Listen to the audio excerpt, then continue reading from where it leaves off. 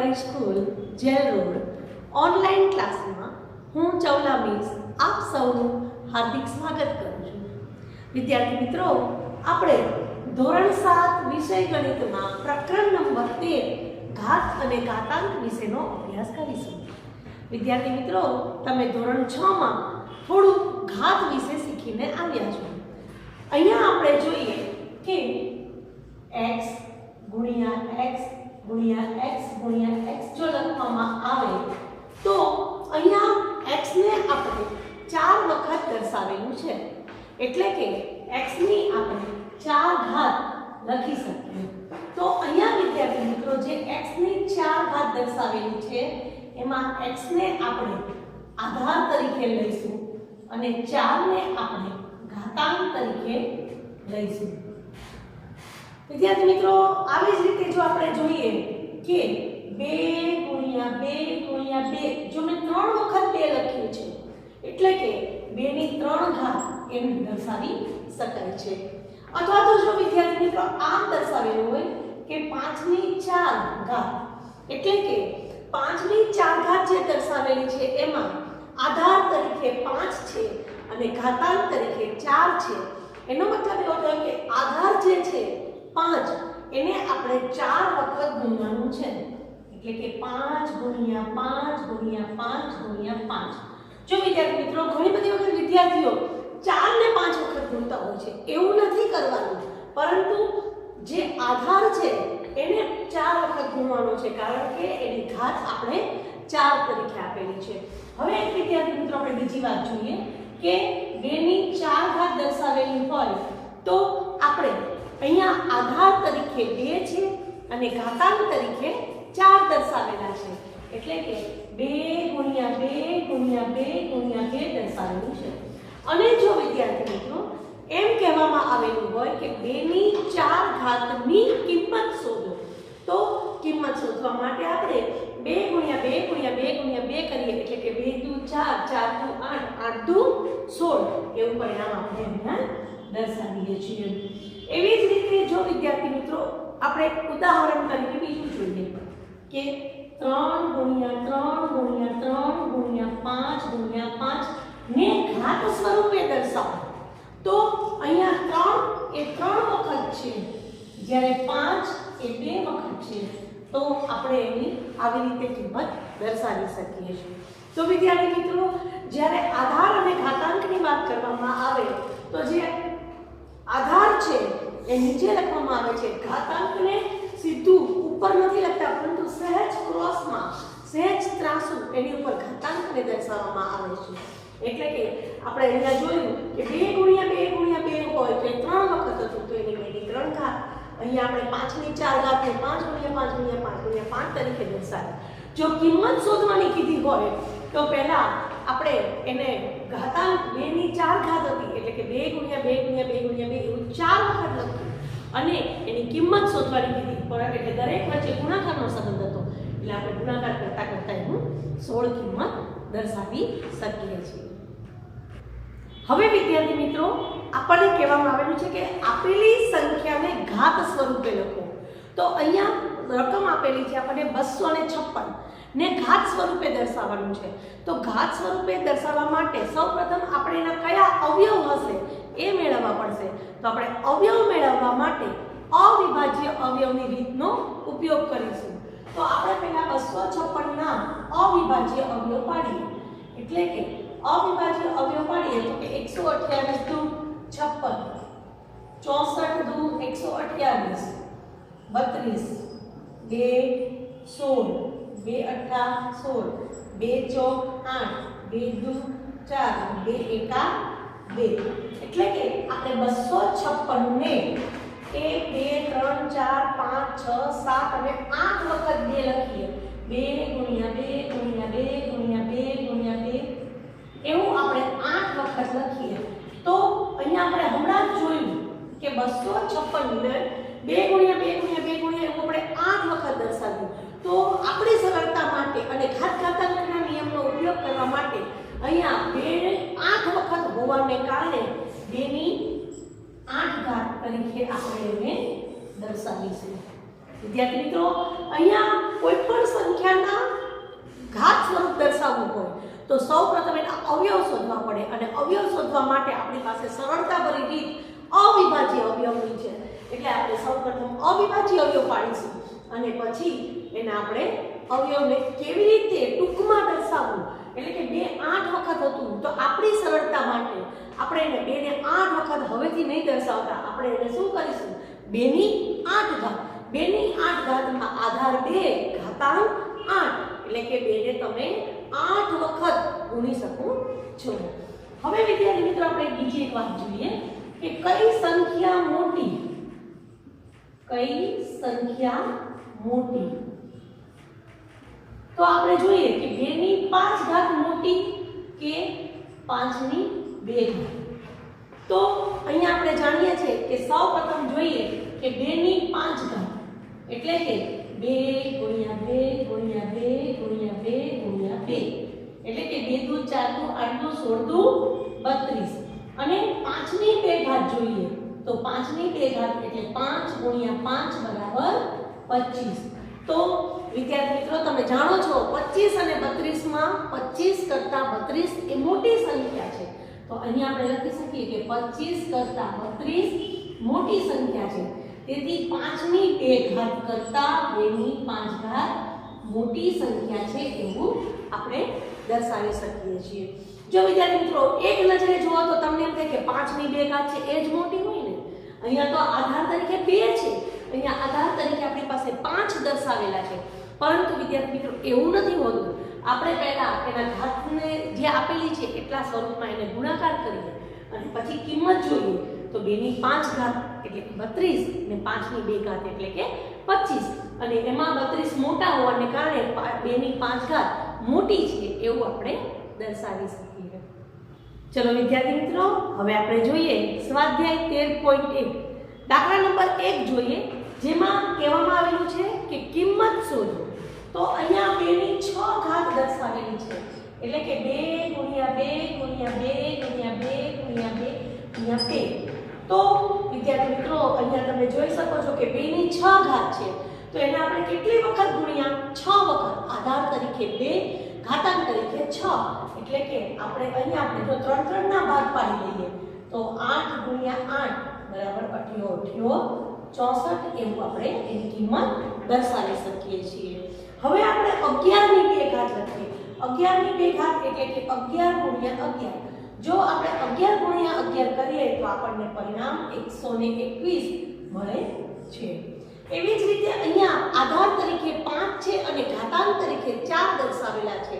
તો આપણે 5 ને 4 વખત લખીશું. 5 × 5 × 5 × 5, એટલે કે 2 ના ભાગ પાડી દીધા તો 25 અહીંયા પણ 25 25 × 25 એટલે કે આપણે 625 એવું પરિણામ દર્શાવી શકીએ છીએ. હવે વિદ્યાર્થી મિત્રો દાખલા નંબર 2 જોઈએ, જેમાં દર્શાવેલું છે કે આપેલ સંખ્યાને ઘાત સ્વરૂપે દર્શાવો. તો અહીંયા આધાર તરીકે 6 દર્શાવેલા છે, દરેક સ્થાન પર 6 જ છે, એટલે કે એનો આધાર 6 છે. પણ એ કેટલી વખત છે? 1 2 3 અને 4 વખત. તો આપણે એને 6 ની 4 ઘાત તરીકે દર્શાવી શકીએ. હવે વિદ્યાર્થી મિત્રો અહીંયા તમે જોઈ શકો છો આધાર તરીકે જ્યારે દર્શાવવાનું હોય ત્યારે 5 અને 7 બંને દર્શાવેલા છે. 5 એ 2 વખત છે, જ્યારે 7 એ 3 વખત છે.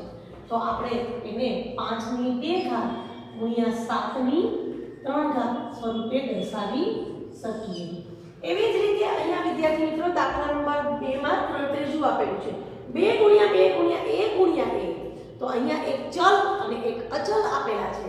તો 2 એ 2 વખત આપેલા છે અને a પણ 2 વખત આપેલા છે. તો આપણે આ લખી શકીએ 2 ની 2 ઘાત ગુણ્યા a ની 2 ઘાત. એવી જ રીતે અહીંયા t × t છે. આધાર તરીકે માત્ર t આપેલો છે, પરંતુ તે કેટલી વખત ગુણ્યો છે? 1 અને 2. તો આપણે t ની 2 ઘાત તરીકે દર્શાવી શકીએ. હવે વિદ્યાર્થી મિત્રો આપણે દાખલા નંબર 3 જોઈએ કે આપેલી સંખ્યાને ઘાત સ્વરૂપે દર્શાવો. તો હમણાં જ આપણે 256 ને ઘાત સ્વરૂપે દર્શાવી હતી. હવે આપણને અહીંયા આપણી પાસે એક સંખ્યા આપેલી છે કે 512 ને ઘાત સ્વરૂપે દર્શાવો. તો પહેલા આપણે 512 ના અવિભાજ્ય અવયવ પાડીએ અને પછી આપણે એના અવિભાજ્ય અવયવ પાડતા પાડતા એને ઘાત સ્વરૂપે કેવી રીતે દર્શાવવું તે આપણે દર્શાવીએ. 2 32 2 16 દુ 32 2 8 દુ 16 2 ચોક 8 2 દુ 4 2 એકા 2. હવે વિદ્યાર્થી મિત્રો અહીંયા 512 ના અવિભાજ્ય અવયવ પાડતા પાડતા પાડતા આપણને સંખ્યા અવિભાજ્ય સંખ્યા 2 કેટલી વખત મળી? 1 2 3 4 5 6 7 8 અને 9. તો આપણે આમ લખી શકીએ કે 512 ને 512 બરાબર 2 ગુણ્યા 2 ગુણ્યા 2 ગુણ્યા 2 ગુણ્યા 2 અને 9 વખત લખી. તો આપણે 2 ની 9 ઘાત તરીકે આપણે 512 ને દર્શાવી શકીએ છીએ. જ્યારે પણ કોઈ પણ મોટી સંખ્યાને ઘાત સ્વરૂપે દર્શાવવાની હોય ત્યારે આપણે સૌપ્રથમ પહેલા એના અવિભાજ્ય અવયવ પાડીશું. આના નંબર 3 નો એક બીજો દાખલો જોઈએ કે 729 ને ઘાત સ્વરૂપે દર્શાવો. તો 729 ને ઘાત સ્વરૂપે દર્શાવવા માટે એના આપણે અવયવ જોઈએ. તો અવયવ મેળવવા માટે આપણે અવિભાજ્ય અવયવની રીતનો ઉપયોગ કરીએ. 729 ને આપણે પહેલા 3 વડે ભાગ ચલાવીએ. 3 દુ 6 3 ચોક 12 3 તરી 9 81 તરી 243 27 તરી 81 9 તરી 27 3 તરી 9 3 એકા 3.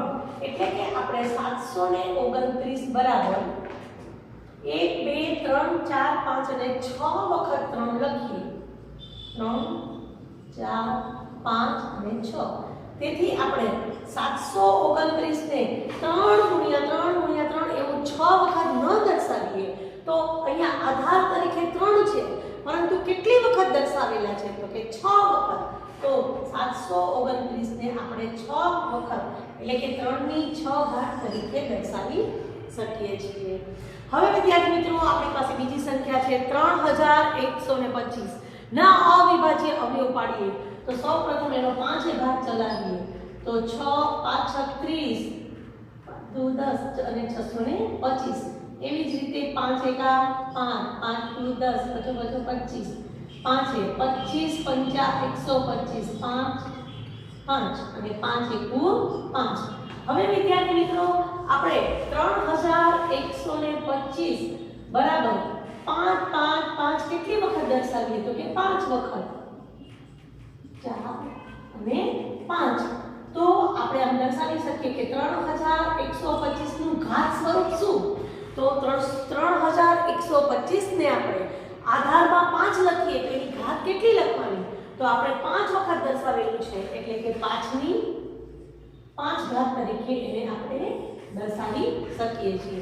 જ્યારે પણ કોઈ મોટી સંખ્યા હોય અને એના અવિભાજ્ય અવયવ પાડવાના હોય તો આપણે પહેલા અવિભાજ્ય અવયવ કરીએ, પછી એને ગુણાકાર સ્વરૂપે જો દર્શાવીએ તો આધાર એક જ હોય તો આપણે એને આધાર એ લખીએ અને એને ઘાત એટલે કે જેટલી વડે ગુણવામાં આવ્યા હોય એટલી ઘાત સ્વરૂપે એને દર્શાવી શકીએ છીએ. હવે આપણે જોઈએ દાખલા નંબર 4. એમાં દર્શાવેલું છે કે શક્ય હોય એ મોટી સંખ્યા દર્શાવો. તો પહેલા આપણે જોઈએ કે 4 ની 3 મોટી કે 3 ની 4 મોટી. તો સૌપ્રથમ આપણે જોઈશું કે 4 ની 3 એટલે કે 4 ગુણ્યા 4 ગુણ્યા 4 ચોકો 16 64 અને 3 ની 4 બરાબર 3 ગુણ્યા 3 ગુણ્યા 3 ગુણ્યા 3 એટલે કે 81. આપણે જાણીએ છીએ કે 64 કરતા 81 મોટા છે. તેથી આપણે એમ કહી શકીએ કે 4 ની 3 ઘાત કરતા 3 ની 4 ઘાત એ મોટી સંખ્યા છે. જો વિદ્યાર્થી મિત્રો પહેલા જ રકમ જોઈને આપણે સીધું નહીં કહી દેવાનું કે આ સંખ્યા મોટી છે. જ્યારે એને આપણે ઘાત સ્વરૂપમાંથી સાદું સ્વરૂપ આપી અને ગુણાકાર કરીએ અને કિંમત શોધીએ તો કે 4 ની 3 ઘાત એટલે કે 64 અને 3 ની 4 ઘાત એટલે કે 81. તો આપણે જાણીએ છીએ કે 64 કરતા 81 મોટા. તેથી 4 ની 3 ઘાત કરતા 3 ની 4 ઘાત એ મોટી સંખ્યા છે. હવે અહીંયા બીજી સંખ્યા છે કે 5 ની 3 ઘાત અને 3 ની 5 ઘાત. તો પહેલા આપણે 5 ની 3 ઘાતનો વિચાર કરીએ. કે 5 ની 3 ઘાત એટલે 5 ગુણ્યા 5 ગુણ્યા 5 એટલે કે 125. હવે 3 ની 5 ઘાત જોઈએ તો કે 3 ગુણ્યા 3 ગુણ્યા 3 ગુણ્યા 3 ગુણ્યા 3 એટલે કે આપણે 3 ગુણ્યા 3 ગુણ્યા 3 ગુણ્યા 3 ગુણ્યા 3 એવું 5 વખત લખ્યું તો એની કિંમત આપણને 243 મળે છે. તેથી આપણે કહી શકીએ કે 125 કરતા 243 મોટા છે. તેથી 5 ની 3 ઘાત કરતા 3 ની 5 ઘાત એ મોટી સંખ્યા છે. હવે વિદ્યાર્થી મિત્રો અહીંયા બીજી એક રકમ આપેલી છે આપણને સંખ્યામાં કે 2 ની 8 ઘાત મોટી કે 8 ની 2 ઘાત મોટી. તો 2 ની 8 ઘાત કરીએ તો 2 ગુણ્યા 2 ગુણ્યા 2 ગુણ્યા 2. એવી જ રીતે બીજા બે 8 વખત કરીએ તો આપણને 256 મળે છે 2 ની 8 ઘાત. અને 8 ની 2 ઘાત એટલે કે 8 ગુણ્યા 8 બરાબર 64. આપણે જાણીએ છીએ કે 64 કરતા 256 મોટા. તેથી 2 ની 8 ની 2 ઘાત કરતા 2 ની 8 ઘાત એ મોટી સંખ્યા છે. હવે વિદ્યાર્થી મિત્રો સૂચનામાં આપેલું છે કે શક્ય હોય તો દર્શાવો. તો વિદ્યાર્થી મિત્રો આપણે જાણીએ છીએ કે 100 ની 2 ઘાત એટલે કે 100 ગુણ્યા 100 કરીએ એટલે કે આપણને 1 2 3 ને 4 10000 મળે છે. પરંતુ 2 ની 100 ઘાત કરવા જઈએ તો 2 ગુણ્યા 2 ગુણ્યા 2 ગુણ્યા 100 વખત કરવું પડે. તો વિદ્યાર્થી મિત્રો આમાં તમને તરત જ ખબર પડી જાય કે 2 ની 100 ઘાત 2 ગુણ્યા 2 ગુણ્યા 2 ગુણ્યા 2 ગુણ્યા એવું તમે 100 વખત ગુણો તો એ કિંમત 10000 કરતા તો આપણને મોટી જ કિંમત મળવાની છે. એટલે આપણે આમાં અનુમાનથી અને આપણે જાણીએ છીએ કે 10000 કરતા જો 2 ને 100 વખત ગુણીએ તો એ કિંમત મોટી જ મળવાની.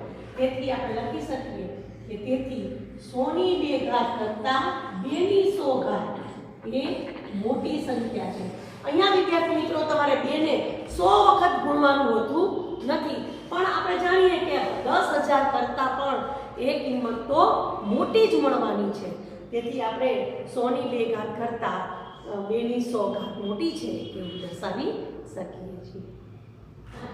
વિદ્યાર્થી મિત્રો હવે આપણે દાખલા નંબર 5 જોઈએ, જેમાં સૂચના આપેલી છે કે આપેલી સંખ્યાના અવિભાજ્ય અવયવ પાડો અને ગુણાકારને ઘાત સ્વરૂપે દર્શાવો. અહીંયા આપણી પાસે સૌપ્રથમ સંખ્યા છે 648.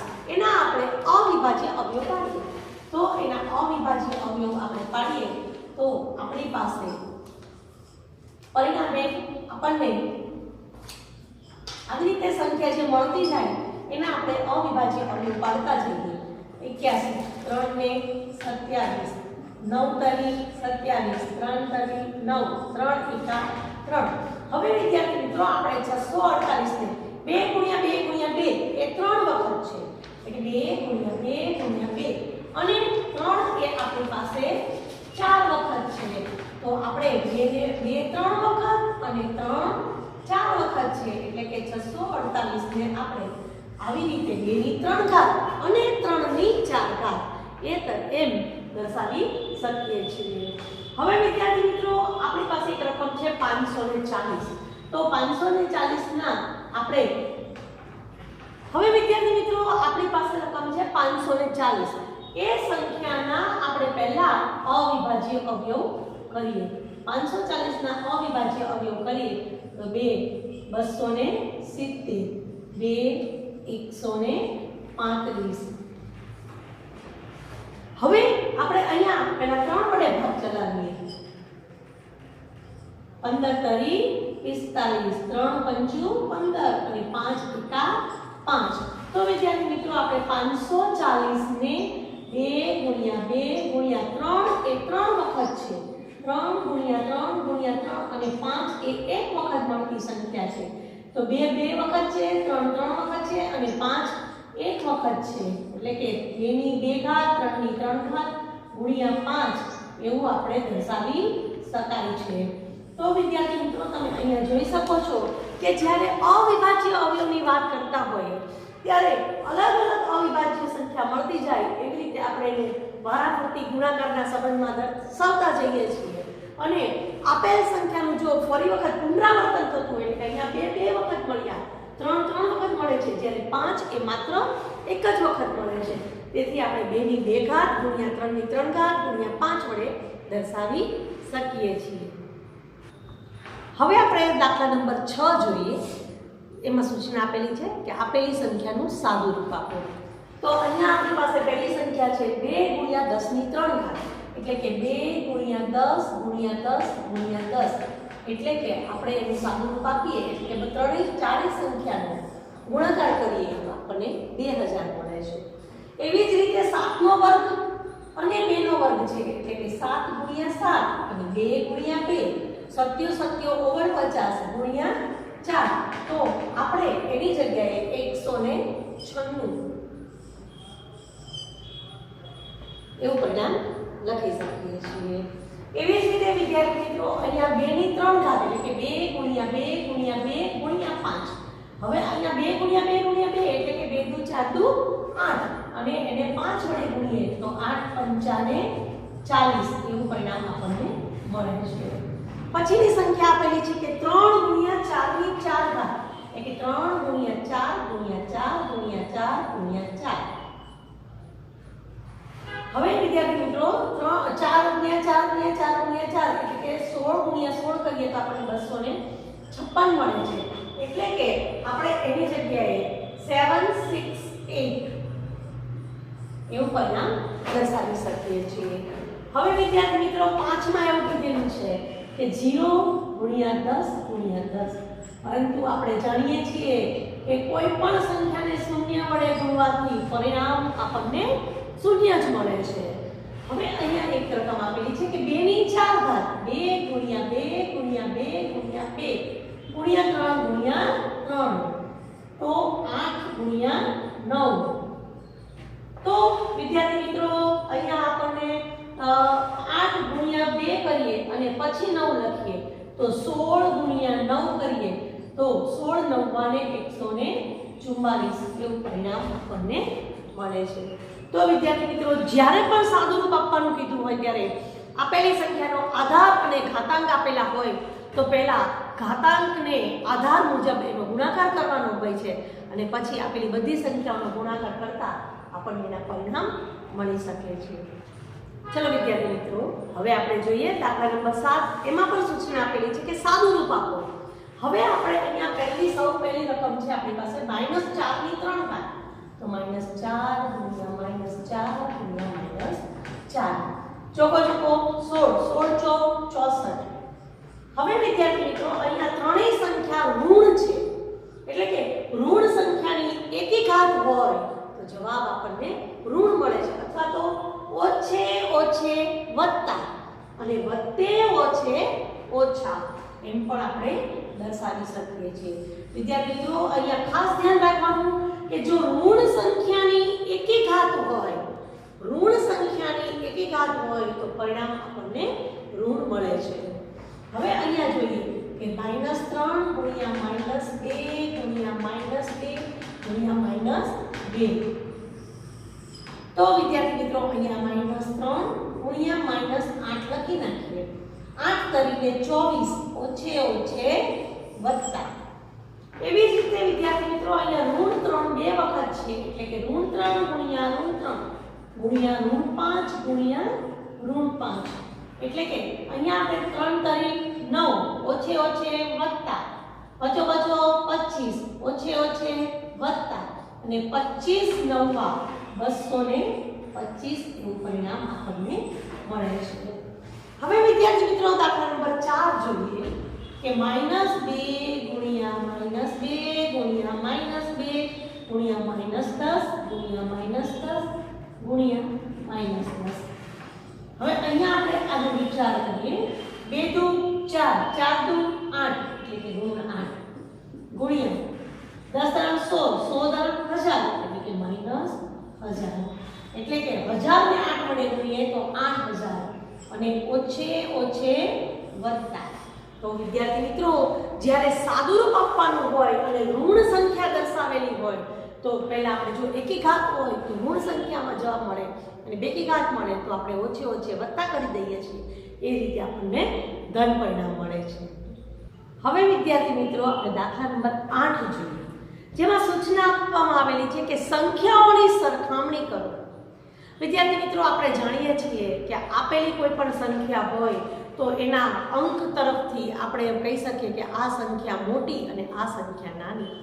પરંતુ અહીંયા દર્શાવેલું છે 2.7 ગુણ્યા 10 ની 12 ઘાત, તો એને આપણે 27/10 ગુણ્યા 10 ની 12 ઘાત કહીએ, એટલે કે 27 ગુણ્યા 10 ની આપણે 11 ઘાત કહી શકીએ છીએ. એવી જ રીતે અહીંયા 15/10 ગુણ્યા 10 ની 8 ઘાત, એટલે કે 15 ગુણ્યા 10 ની 7 ઘાત. હવે વિદ્યાર્થી મિત્રો, જ્યારે બહુ મોટી સંખ્યા આપેલી હોય ત્યારે આપણે એને 10 ની 11 ઘાત એટલે 10 ગુણ્યા 10 ગુણ્યા 10 ગુણ્યા 10 ગુણ્યા એવું 11 વખત નથી કરતા કે અહીંયા 7 વખત છે તો 7 વખત પણ નથી ગુણતા. પરંતુ વિદ્યાર્થી મિત્રો, આપણે અનુમાનથી અથવા તો આપણને ખબર પડી જાય કે 10 પછી 11 વખત ગુણવામાં આવે, 10 ને 7 વખત ગુણવામાં આવે તો કઈ સંખ્યા મોટી હોય. તો આપણે જાણીએ છીએ કે 10 ની 7 ઘાત કરતા 10 ની 11 ઘાત મોટી છે. તેથી 15 ગુણ્યા 10 ની 7 ઘાત કરતા 27 ગુણ્યા 10 ની 11 ઘાત એ મોટી સંખ્યા હશે. એવી જ રીતે વિદ્યાર્થી મિત્રો, તમે જાણો છો કે 10 ની 14 ઘાત લખીએ કે 10 ની 17 ઘાત લખીએ, એ બે પૈકી 10 ની 17 ઘાત મોટી હોય. તેથી આપણે એમ પણ કહી શકીએ કે 4 ગુણ્યા 10 ની 14 ઘાત કરતા 3 ગુણ્યા 10 ની 17 ઘાત એ મોટી સંખ્યા છે. કારણ કે વિદ્યાર્થી મિત્રો, અહીંયા 10 ની ઘાત જે દર્શાવેલી છે એના આધારે આપણે એનું પરિણામ દર્શાવી શકીએ છીએ. ઓકે વિદ્યાર્થી મિત્રો, થેન્ક યુ.